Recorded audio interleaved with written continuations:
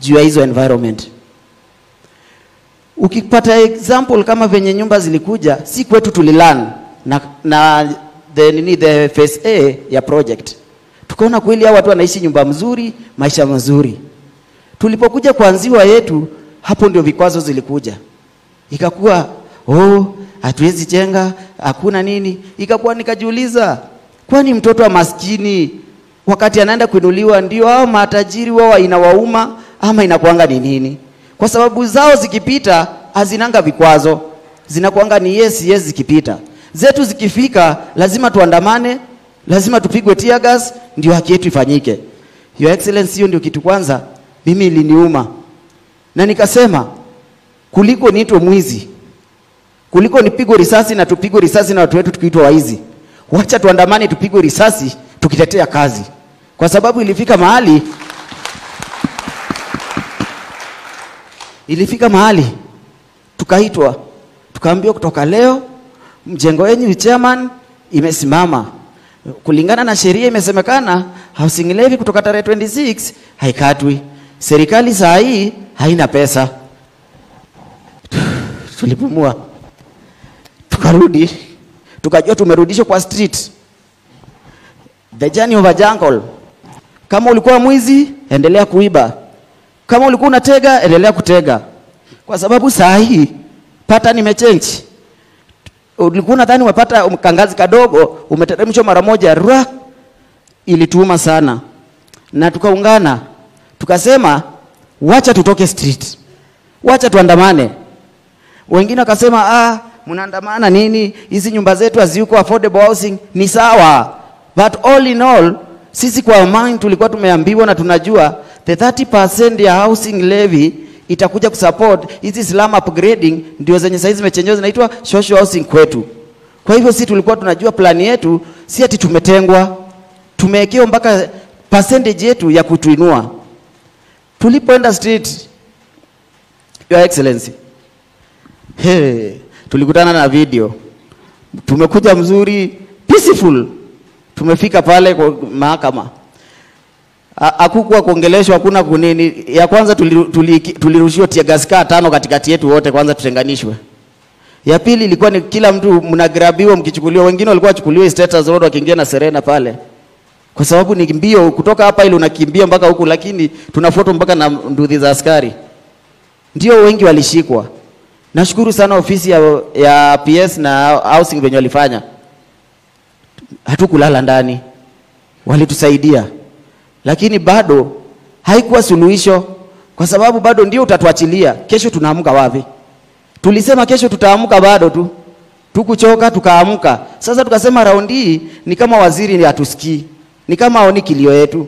Tulienda kwa waziri sasa, tukamwambia sisi waziri, leo ni either tupate kazi ama mtoke kwa ofisi. Hizi ofisi tunaona ni mingi, hata sisi si ati tuliandikiwa kuanga watu wa mjengo, tumesoma. Ni venye chance hatujapata, tumeamua kutumia hii chance yenye president ametuletea tujisaidie. Enyewe waziri tulishukishiwa, tukaelezwa, tukaambiwa fanyeni hivi. Hata kama serikali haina pesa, tutajua njia mbinu zenye mtafanya. Nimeinstruct developer wenyu mrudi kazi, tukitatua maneno yetu kwa ndani. Your Excellency, hapo ndo tulipata kupumua, tukarudi mtaa, tukajiformulate. Tukasema kama tumehakikishiwa hivyo, sisi hatuna shida. Juaja yetu ni tuinuke kutoka chini, tuinue hao vijana wetu wapate pesa ya kusave, wapate pesa hiyo 10% ya kuweka kwa cooperative.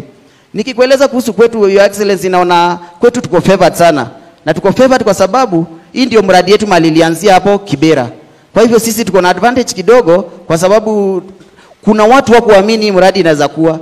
Lazima wakuje waamini kutoka mtaa yetu.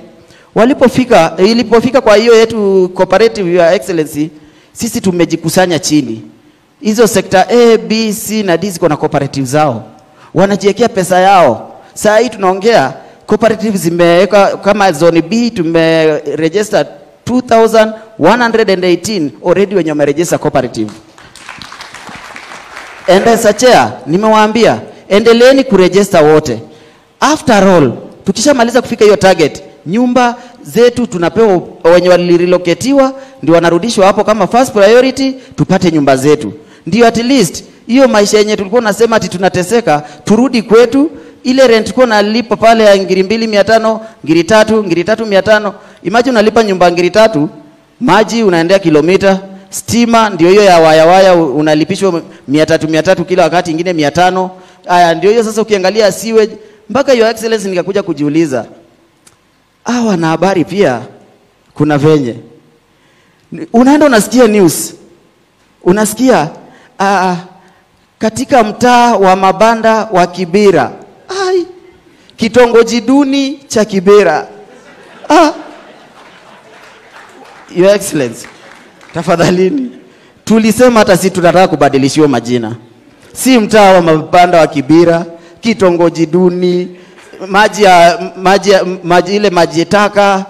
Na imagine ukiambiwa maji taka, ndio yenyewe siweji zote za Kibera zinakuja kumalizia hapa Kibera chini kwa Nairobi Dam. So tukiitwa maji taka, tunaona ni kama tumetenganishwa class. Tukiambiwa kitongoji duni, tunaona yenyewe sisi ni wale wenye tumefinyiliwa, hatuna kitu. But Your Excellency, sisi watu wa Slum tumeamua change, watu wamesave, wamejikaza, wanajua percentage yao yetu, na ndio maana tumekuja kujua hii kitu dream ni ukweli. Hii dream ni ukweli. Na Your Excellency, wacha nikwambie, it doesn't matter how a big tree it is, it can never be called a forest. It needs other small trees to be called a forest. Nikimaanisha hivi, na maanisha hii kazi si kufanya peke yangu kama chair. Niko na kamati ya watu 17 yenye tumekuwa tukifanya hizo enumeration, tunawapanga wana relocate pande nyingine. As we are speaking now, tuko na units zinafaa jengo Kibera 4054. Members wetu wamekaa huko nje wanaziangalia, wengine wanafanya kazi, wasave, zikiisha hivi hao ndio wa kwanza wanaingia. So ningeomba tu kwa heshima Your Excellency, viongozi wangu wako hapa wasimame tu wa wave kwa heshima, wasiseme tu watu wangu nimewaacha. Sek wetu members tafadhali. Tafadhali members wake best. Tuwapige makofi wale members wa huyu mungwana. Asante sana. Yeah, hiyo ndio team ilifanya relocation, tukaenumerate watu wetu, kama make sure ni watu wetu wa mtaa. Wakawekwa kwa data, kila mtu ako na kadi ya nyumba ya kuonyesha anangojea. Ya pili, wakaingia waka make sure watu wenye wamewekwa kwa cooperative ni wetu. That's why tukasema sisi tunangojea nyumba iishe, Your Excellency. Na ikiisha, wacha sisi tuingie nyumba yetu. Hata sisi tubadilishiwe jina. Tukiitwa jina hata utukufu ya baraka nini, tunajienjoy. Lakini kuitwa mtaa wa mabanda kitongoji duni. Asante sana. Tumpigie huyu mungwana makofi jameni. I mean, if anybody had any doubt that this housing program is about real people with real concerns, I think my good brother Stanley has made the point. It's about people who live in squalor. I don't know how we would feel when Stanley says children in those neighborhoods cannot be taught about sex at 10 because it is something they witness every day because of how those settlements are. As a country, we must dignify every family and every Kenyan. And this housing plan is about dignifying and creating dignity amongst each and every one of us. What is going on in Kibera is transformational. We are doing the first, where we are constructing now is how many acres, Inga? 4,054. 4,000? 4,054. 4,054 units. Yeah. That is the phase that we are in. Yes. We have already decanted another. We are in the process of decanting the next phase. Next phase, which is about 22 acres. We're moving on to the 22 acres, and we want to thank Stanley and team for working with us to enumerate citizens And it is amazing how Kenyans are cooperating.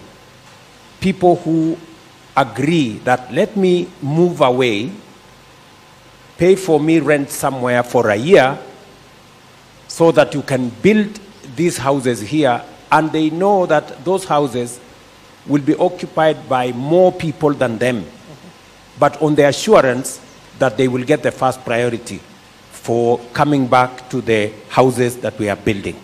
And I want to commend people like Stanley and your team for working with us in the communities to be able to create understanding in the communities that this project is not about other people. It's about them, it's about their children, it's about their families, and how we want to create dignity in our settlements. And for those of us who report, I think you have heard Stanley say, please, spare them Vitongoji Duni. I think we are going to change the name, and hopefully we will call it, you said you wanted to call it Baraka or something, some Baraka Estate or something. So I think that is really commendable, Stanley. And thank you very much for participating and making sure that we are kept on our toes, making sure that we understand where you're coming from. This is about people who did not have a job. They don't want to go back to crime. They don't want to go back to the things that they have been doing. They want to continue working. They want to fend for their families. And I'm very happy, and we must also commend the media. I think I saw reports in the media when they reported that in Ruiru, for example, the crime rate had substantially gone down because of what was going on in there with our housing program. Positive stories like those give hope to many more young people. Let me ask you, Stanley, finally. As you work with the communities, as we look at Kibera, because my commitment is that in the next 10 years, God willing, we will not have a slum in Kibera. We will have an estate. We are working on the 4,000 housing units now. We have 22 acres that we are going to bring on board shortly. Then we will move on to the next. As we create the housing units, we will be moving the people from the slums into those units, make sure that we increase the social housing, especially in those areas, so that we can have more dignity for the people who live there. What do you think I need to do better, or government needs to do differently? Do you have any suggestions on how we can make this better? Do you have anything you want to say that you think can be improved so that we can take this program into the future? Okay. For the better understanding, wacha niweke na Kiswahili mzuri ndio isaidie watu wengi pia. Your Excellency, according to what